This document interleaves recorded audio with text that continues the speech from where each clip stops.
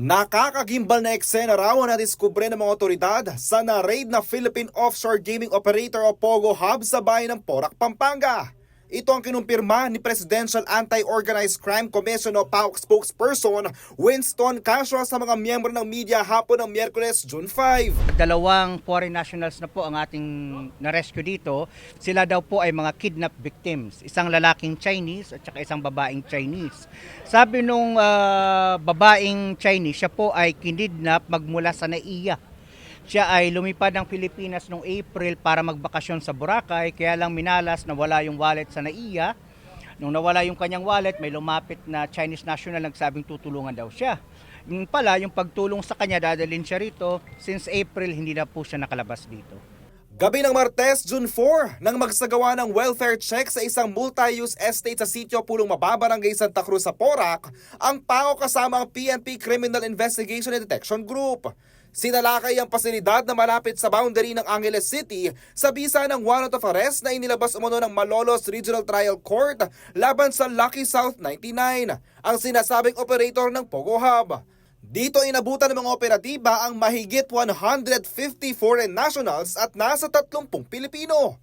Ayon pa kay Casio, bukod sa kidnapping at human trafficking, ay may nangyayari rin umunong torture at extortion sa loob ng pasilidad. Meron po tayong natanggap na dalawang videos ng dalawang lalaking foreign national na pinagpapapalo dito. Kaya po natin ikinasa yung rescue operation kasi kami nakatanggap ng ganong mga torture videos nga po.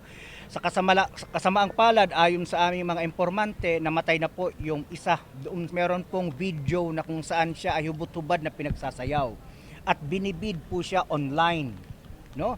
Binibid po siya online at yung highest bidder ang siyang makakakuha sa kanya para magkaroon ng sexual activity sa kanya.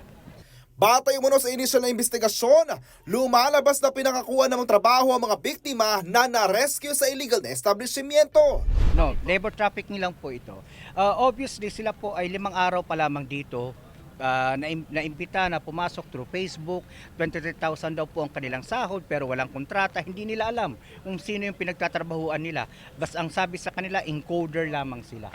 Ongoing para ang koordinasyon ng PAOK sa local government unit ng Porac para malaman kung may kaukulang permit ba ang sinalakay na POGO Hub. Kinumpirma rin ni Casio na wala itong permit mula sa Philippine Amusement and Gaming Corporation o PAGCOR. So tatanungin din po namin ang local government ng Porac kung meron po siyang permit, wala. Hindi ko rin alam kung anong meron yung LGU ng barangay, pero tatanungin po natin, lahat naman po ng investigasyon natin, we'll have to check on the involvement of the LGU kung meron mang kapabayaan o wala. Nagpadala na ng text message at sinubukan na rin tumawag ng CLTV 36 News kay Porac Mayor Jing Capil, subalit wala pa rin tugon ng alkalde sa amin as of 11 a.m. ng June 6. Bukas ang aming himpilan para sa panig ng pamahalaang bayan ng Porac kaugnay ng nasabing usapin. JM De Jesus, CLTV 36 News.